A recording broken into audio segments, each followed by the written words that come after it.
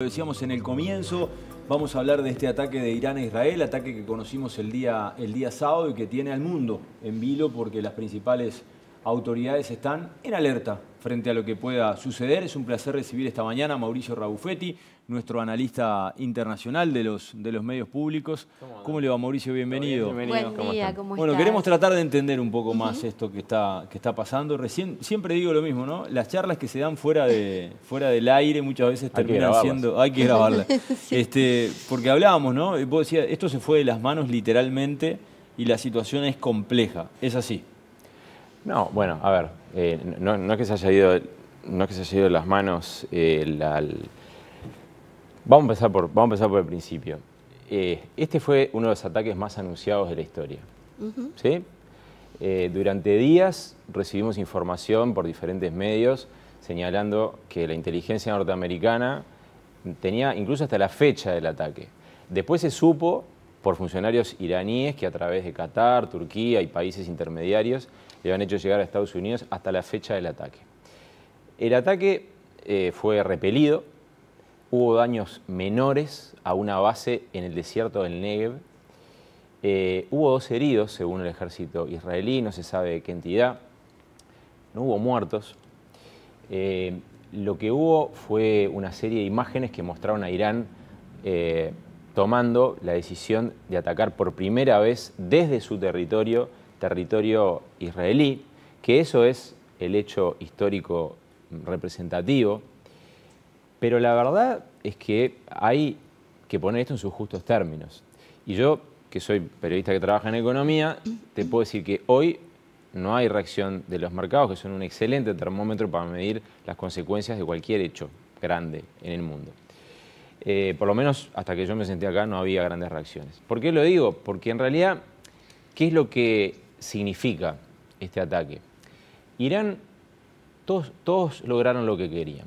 Irán logró mostrar que puede atacar desde su territorio israelí. ¿Eso es una novedad? No. La novedad es que se animó a hacerlo. Fue tan anunciado y los aliados de Israel estaban tan al tanto, y ahora sabemos que estaban al tanto directamente por Irán, lo cual si uno mira los libros de historia tiene, que yo sepa, si no pocos, casi ningún antecedente, que tanto Estados Unidos como el Reino Unido como Jordania lograron interceptar misiles y drones iraníes dirigidos a territorio israelí, repito, a zonas poco pobladas en algunos casos y en otros casos, en el caso de los drones, a zonas pobladas, pero fueron interceptados la mayoría sin que sobrevolaran el espacio aéreo de Irán, que este ataque tan anunciado permitió que Irán dijera, fíjate cómo será la cosa, la misión de Irán en Naciones Unidas, la misión diplomática de Irán en Naciones Unidas, sacó a las 2 horas de que surgió la información, porque lo tengo cronometrado, a las 2 horas, un comunicado diciendo, el asunto se da por concluido.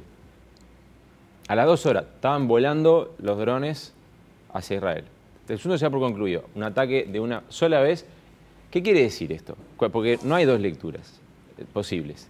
Irán lo que quería era poder decir en la interna y a los grupos que Irán respalda, Hezbollah, Hamas, los rebeldes hutíes de Yemen, yo respondí porque entiendo que Israel atacó mi embajada en Siria. Entonces yo respondí. Y dijeron, todos los objetivos fueron alcanzados. Una base militar en el Negev israelí que sigue funcionando. ¿Está? Por otro lado, Israel puede decir, yo me defendí exitosamente y además tengo una coalición de aliados que me ayudaron. Éxito. Éxito para Netanyahu. Éxito para Irán. La verdad es que si Irán tuviera el potencial de hacer daño real y hubiera querido hacer daño real, primero no hubiera anunciado de esa manera.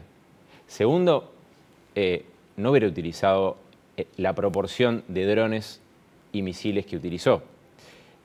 Y no hubiera apuntado a una base militar prioritariamente, ni tampoco a una zona que de repente tiene poca población. Si Irán hubiera querido hacer daño, no hubiera ido por ahí. ¿Por qué?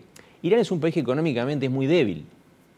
Económicamente ha sido muy debilitado por las sanciones de Estados Unidos principalmente. Es un país que exporta petróleo y esas exportaciones de petróleo se vieron limitadas, su programa nuclear se vio limitado por sanciones. Entonces es un país al cual una guerra no le sirve, pero no podía quedarse en el molde, como decimos habitualmente, porque tiene una serie de grupos sobre los cuales ejerce influencia que de alguna manera esperaban algún tipo de reacción. Después que festejen los objetivos de un ataque militar prácticamente frustrado, es una cuestión de comunicación política del régimen iraní, de la revolución islámica. No nos olvidemos que la revolución iraní es un centro que intenta ejercer influencia en esa zona del mundo. Entonces, para resumir y redondearles esta primera intervención un poco larguita, la verdad es que a Israel el ataque lo que le muestra es que un Irán predispuesto a responder. ¿Qué capacidades tiene responder Irán? Si las tiene, no las exhibió. No las mostró. No las exhibió. ¿Qué le genera a Irán? La posibilidad de decir, bueno, a mí me atacaron, yo entiendo que me atacó Israel, porque sabés que Israel no comenta sus operaciones militares en el exterior. Todo el mundo entiende que el ataque al consulado iraní en Damasco fue obra de Israel. Entonces, yo respondí, eso es lo que dice Irán.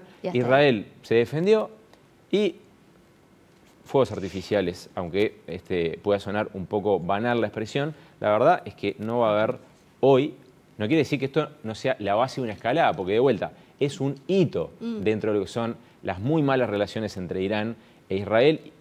Irán tiene en Israel un enemigo declarado. Entonces, no quiere decir que no vaya a ir más allá, pero de ahí a la tensión que había jueves y viernes con la información de inteligencia que estaba saliendo en los medios norteamericanos principalmente, nada que ver. Y ahora, ¿esto de alguna forma terminó beneficiando a Israel, que vuelve a tener una mirada a favor, digamos, por parte del mundo, sobre todo el occidental, ¿verdad? En cuanto ha sido víctima de esta situación. Sin duda, Israel viene perdiendo la batalla comunicacional, digamos, porque vamos a poner en contexto lo que pasó en tres fases, digamos. Cuando los ataques terroristas de Hamas, cuando los atentados de Hamas el 7 de octubre, la opinión pública mundial, por lógica, por el horror que se vio en ese momento, se vuelca a favor de Israel. Después, tal como todos los analistas dijimos en su momento, la extensión de una guerra que además genera imágenes terribles, la hambruna en algunos lugares de Gaza denunciada por Naciones Unidas, las imágenes de destrucción, hacen que la opinión pública mundial se vuelque en contra de Israel. Tiene mala prensa, por lógica, porque es así que funciona. Y es entendible que así funcione, porque hay una extensión de esa ofensiva tan grande que termina pasando esto. Ahora, el atacado nuevamente es Israel y es defendido por occidentales, pero también por Jordania, que es un país gravitante y clave en la región. De alguna forma, lo más importante de todo lo que pasó este fin de semana, sin restarle importancia al hecho en sí de un ataque o al hecho de que hay personas heridas, porque eso no se puede minimizar, lo más importante desde el punto de vista del análisis político fue una expresión muy corta que salió a través de un vocero de Seguridad Nacional de la Casa Blanca diciendo: Estados Unidos no va a acompañar a Israel si pretende hacer una ofensiva retaliatoria contra Irán. Es decir, la Casa Blanca ya dio un paso atrás ahí. Israel es su aliado. De hecho, lo probó porque parte de los proyectiles que fueron bajados del aire, que fueron anulados, que fueron cauterizados, fueron a través de acciones de Estados Unidos, también de Reino Unido y también de Jordania. Pero Estados Unidos y el gobierno de Joe Biden en campaña electoral dijeron: nosotros no vamos a ir por una escalada. A nadie le interesa una escalada en Occidente porque las consecuencias pueden ser dramáticas. Ahora, es muy difícil pensar también que Israel no toma la decisión de atacar una alegación diplomática de Irán sin calcular las consecuencias, sin saber el nivel de involucramiento que podían tener sus aliados. Esto es algo que realmente, para quien lo va siguiendo todos los días, era, vamos a parafrasear a García Márquez, era la crónica de un ataque anunciado, cuyo resultado también era anunciado. Es decir, salvo que alguien le errara el botón, era muy difícil pensar que Irán iba a propiciar una escalada que implicara entrar en guerra directamente contra Israel. De vuelta, porque es un país económicamente muy debilitado al que no le sirve quedar aislado más aún de lo que está.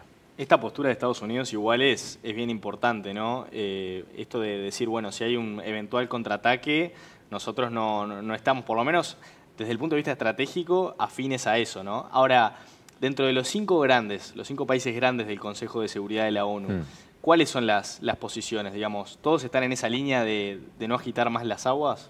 Bueno, claramente no, pero si vos mirás los comunicados que cada uno sacó, hay un comunicado del G7 condenando los ataques iraníes, esencialmente respaldando a Israel en ese sentido, precisamente porque no quieren una escalada, porque no les sirve a nadie, no les sirve al mundo, no les sirve a la economía mundial, no nos sirve a nosotros porque somos dependientes del petróleo. Irán es un país petrolero, más que por lo que produce, por lo que significa la interrupción del suministro, que puede generar demasiada presión sobre la oferta de petróleo. China, como siempre, hizo un llamado muy moderado a la moderación, creo que fue la palabra que utilizó. Rusia a solucionar los problemas, pero Rusia está enfrascada en una guerra con Ucrania, o sea, Rusia no es un país al cual la quietud de las aguas esté dentro del tope de la agenda del Kremlin. Y bueno, después tenés a los países europeos que lo último que quieren es otro conflicto bélico. De hecho, quien lo resumió mejor tal vez fue el secretario general de Naciones Unidas, Antonio Guterres, diciendo el mundo no necesita otro conflicto bélico. Hubo llamados del Papa también a la moderación, todo cuestiones bastante previsibles, ¿no? La verdad es que es difícil pensar que pueda haber una escalada. Difícil pensar que pueda haber una escalada a menos que haya algún factor que incline la balanza a favor de alguna respuesta de Israel inmediata, cosa que es bastante difícil de pensar en este momento. Israel ha dicho que va a responder, pero cómo y cuando quiera, lo cual quiere decir que abre la puerta a que pase mucho tiempo. Y que lo diga dentro de un tiempo muy cortito. Al gobierno de Israel no siempre le conviene lo mismo que le conviene a Israel, ¿no? Por sus propias circunstancias, en particular de Netanyahu. ¿Pensás que les sirve seguir estando en pie de guerra y por ahí hacer algo, pero para mantener este lugar en donde nadie lo toque a él, en ese lugar que está, por todos los juicios que tiene pendiente, porque no lo saquen del poder y demás? Mira, ayer leí un analista que sigo mucho señalar que uno de los grandes beneficiados de este ataque iraní es Netanyahu, porque le está yendo mal en la guerra en Gaza. Lo que quería decir es que le está yendo mal en términos comunicacionales, ¿no? Porque en realidad en términos de combate no hay análisis posible, en términos militares quiero decir. Obviamente que para Netanyahu el volver a estar del lado de los atacados es positivo. Es un hombre muy cuestionado dentro de Israel mismo, donde hay muchísima gente que quiere parar con este conflicto. Lo que pasa es que hay un factor fundamental en lo que es la argumentación del gobierno israelí para continuar con su ofensiva en Gaza y también eventualmente para seguir enfrentándose a Irán. En el caso de Gaza es que jamás no ha devuelto los rehenes. Los rehenes siguen estando en Gaza.